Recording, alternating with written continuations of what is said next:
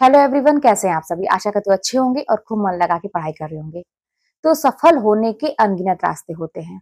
अब ये हमारे ऊपर डिपेंड करता है कि हम सफल किस माध्यम से होंगे। उसके लिए हमें कोई माध्यम चुनना पड़ता है। तो सबका अलग अलग माध्यम होता है। कोई किसी क्षेत्र में आगे बढ़ के सफल होता है तो कोई किसी क्षेत्र में। तो हम लोगों ने अगर एक दूसरा रास्ता चुना है, पढ़ाई करने का रास्ता, तो हमें उस पर अपना फोकस करना पड़ेगा। कैसे करना पड़ेगा, हम आज इसी पे बात करेंगे। और कैसे हम सफल होंगे। हमने तो चुन लिया रास्ता, हम उस रास्ते पे चल भी पड़े हैं, लेकिन बहुत सारी प्रॉब्लम आ रही है, समस्याएं आ रही हैं। तो हम कैसे अब उससे निकलें, कैसे आगे बढ़े, एक शॉर्टकट तरीका हम खोजेंगे। देखिए, वैसे तो कहा जाता है कि शॉर्टकट तरीका पढ़ाई का, सक्सेस का शॉर्टकट तरीका बिल्कुल भी नहीं होता है। लेकिन कहीं कहीं ऐसा होता है कि हमें अपने माइंड का यूज करना पड़ता है। और ये बड़े बड़े लोगों ने, बड़े बड़े, जैसे चाणक्य की नीति आपने सुनी होगी। जब चाणक्य को चंद्रगुप्त का था, आप तो ये कहानी जानते होंगे, हिस्ट्री पढ़े होंगे, तो कि उन्होंने भी जैसे तरीका ये खोजा कि अगला हमारा दुश्मन जैसे वार करेगा तो उसके हिसाब से हमें कैसे तैयार होना पड़ेगा। तो ये चीजें हमको भी सोचनी पड़ेगी। एकदम सीधा सीधा लंबा रास्ता हम पकड़ेंगे तो काम नहीं चलेगा, हमें भी अपना दिमाग दौड़ाना पड़ेगा। कहने का मतलब कि स्मार्ट स्टडी करनी पड़ेगी। कैसे करेंगे, आज हम इसी बात करते हैं। पहली बात तो आपको एक कला आनी चाहिए।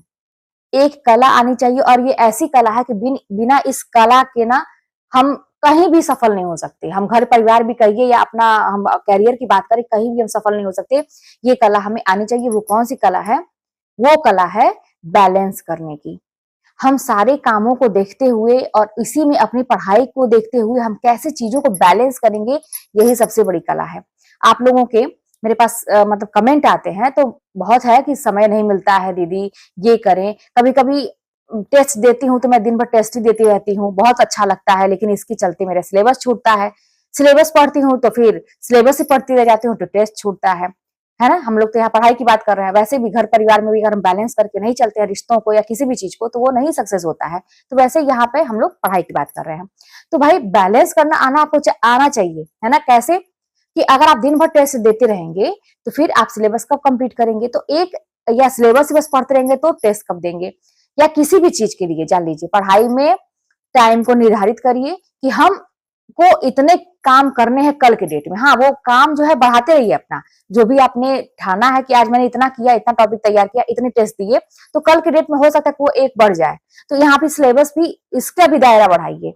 ये ना हो कि हम बस एक ही काम करते रहे। बुक अगर किसी राइटर की उठा लिए हैं तो पढ़ रहे हैं, तो हम उसी को पढ़ते जा रहे हैं, समय 1-2 महीने निकल गया आराम से, तो आप देखेंगे कि आप तो कहीं के नहीं रहे। आपका व्याकरण छूट गया, आपका भाषा विज्ञान छूट गया, आपकी बाकी चीजें छूट गई, आप तो बस साहित्य पढ़ के हुए हैं। तो है ना। तो यही सबसे बड़ी कला है कि आप बैलेंस करके चलिए, सिलेबस को उठाइए और डिसाइड अपने मन में करिए। आप किसी से मत कहिए कुछ भी, आप अपने मन में कहिए कि देखते हैं हम कर पाते हैं कि नहीं। अपने आप से कहिए कि देखते हैं आज मैं कर पाती हूँ कि नहीं, ये चीज देखते हैं हम आज कर पाएंगे कि नहीं। अपने आप से कहिए और अपने आप को चैलेंज दीजिए। भाई दूसरा तीसरा कौन मिलेगा आपको, आप किसी के चक्कर में ना रहिए, अपने आप को चैलेंज दीजिए कि आज तो हमको इतना करना है, देखते हैं हम कर पाते कि नहीं।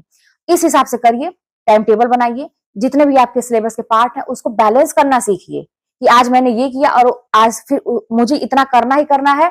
अगर मैंने कल उस पार्ट को छुआ है तो ये जो पार्ट मैंने पढ़ा है इसको मुझे हर 2 दिन के अंतराल पर रिवीजन भी करना है। ये भी क्वेश्चन मेरे पास आया था कि दीदी 7 दिन के बाद रिवीजन करेंगे कि भाई आप, मैं कहती हूँ मैंने कोई भी ऐसा रूल मतलब फॉलो नहीं किया था। 7 दिन, 21 दिन, 25 दिन, जो भी मैं सुनती हूँ, मैंने ऐसा कोई रूल फॉलो नहीं किया था। मैं अपने आप को जानती थी कि मुझे तो भैया ऐसा रिवीजन करना है कि मुझे तो तैयार होना चाहिए, मेरा तो टेस्ट में नंबर अच्छा आना चाहिए, मेरा तैयार होने से मतलब है। मैं हमेशा जब भी मुझे मौका मिलता था, जब मैं खाली बैठती थी ना, तो मैं पहले की चीज जो पढ़ी रहती थी उसको रिवीजन करने में तो 5 मिनट, एक पन्ना लगेगा, 10 मिनट, और याद नहीं करना है, बस समझ के उसको एक बार मैं पढ़ लेती थी, रीड कर लेती थी।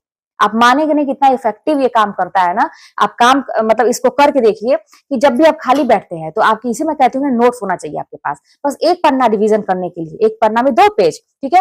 और आप उसको कुछ मत करिए, बस समझ के, पढ़ते समय कोई चीज मत सोचिए, बस उसको रीड कर लिए, जनरली रीड करिए उन चीजों को समझ के, फिर दूसरा पन्ना भी रीड कर लिए, मात्र 5 मिनट भी लगेगा मान के चलिए। और इतने में आप, जैसे ये हमेशा करते रहिए, कभी भी खाली बैठिए ना तो जो मैंने अभी पढ़ा उसको रिवीजन कर लेते हैं, जो कल पढ़ा था रिवीजन कर लेते हैं। कोई रूल फॉलो मत करिए, आपको जैसे समझ में आता है करिए, ठीक है। देखिए दोस्तों, बैलेंस करना आपको आना चाहिए। घर का काम आपको कितने देर करना है, कितने बजे उठेंगी आप घर का काम करने के लिए, कब तक फिनिश करना, कितने घंटे देंगी, आपको करना तो पड़ेगा। तो बहुत ज्यादा समय आप घर के काम में मन मत लगाइए। मैं बार बार कहती हूँ कि ये सोचिए कि मुझे ये काम बस करना है जीने के लिए, और मुझे अभी जरूरी है पढ़ाई। जो मैं कहीं सेलेक्ट हो जाऊंगी तो आराम से घर के लिए भी टाइम दूंगी। हर चीज मतलब हर चीज का समय होता है, अभी फिलहाल ये समय पढ़ाई का है। एक चीज जान लीजिए कि अगर आप प्रॉब्लम में रह के कुछ अच्छा करते हैं, अपने लिए कुछ अच्छा सोचते हैं, त्याग करते हैं, तब तो कोई बात है, तब तो आप काबिल हैं तारीफ करने के, है ना। और आपको खुद अंदर से महसूस होगा कि हाँ मैंने तो कुछ किया, कि मैंने विषम परिस्थितियों में भी कुछ किया। लेकिन अगर आपके सब सिचुएशन आप चाहते हैं कि सब अच्छा रहे, सब कुछ मेरे अनुकूल रहे, तब मैं पढ़ाई करूंगी, तो ये तो बहानेबाजी हुई, ये 100% बहानेबाजी हुई, ये मान के चलिए। ये मैं कह रही हूँ आप लोगों से, आप लोग भी कहीं ना कहीं तो बहाना खोज रहे हैं। नहीं पता क्यों खोज रहे हैं बहाना। आपको नौकरी नहीं चाहिए क्या?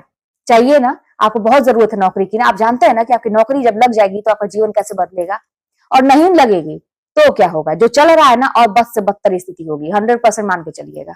कोई कुछ वैल्यू नहीं देगा, नहीं। दिन भर बस काम करिए, गधों की तरह से काम करिए, मेहनत करिए, कोई उसकी वैल्यू नहीं है। वहीं एक नौकरी लग जाए ना तो आप लाख गलतियां करेंगे ना, तो लोगों की नजर, अरे सरकारी नौकरी में है वो, नजरिया ही बदल जाता है भाई। मैंने ये चीज देखा है। हाँ, कुछ लोग नेगेटिव पीपल हमेशा रहेंगे आपकी लाइफ में, उनको रहने दीजिए, जरूरी है आगे बढ़ने के लिए। कुछ लोग का मतलब पीछे पड़ना भी जरूरी है, तभी तो हमारी तेज स्पीड होगी, तो वो छोड़ दीजिए। लेकिन आप अगर आप खराब परिस्थिति में भी रह के कुछ अच्छा करते हैं, तब तो वाहवाही की बात है। तो यही करने की जरूरत है, अपने आप को शाबाशी देना है ना, अपने आप को काबिल बनाना है ना। तो कितनी भी परिस्थिति खराब है, आपको करना है तो करना है। जब ये सोच लेंगे ना तो फिर आप कर लेंगे। तो फिर चलिए मिलते हैं नेक्स्ट वीडियो में। बस बैलेंस करना सीखिए कि कब हमको क्या करना है। हमें सब आता है, हम लोगों को सब आता है, आपको भी सब आता है, सबको सब आता है, बस हम लोग करते नहीं है। तो करके देखिए ना, अब करने का टाइम है, सोचने का टाइम नहीं है। चलिए मिलते हैं नेक्स्ट वीडियो में, और कोई बात होगी तो कमेंट के माध्यम से बताइएगा।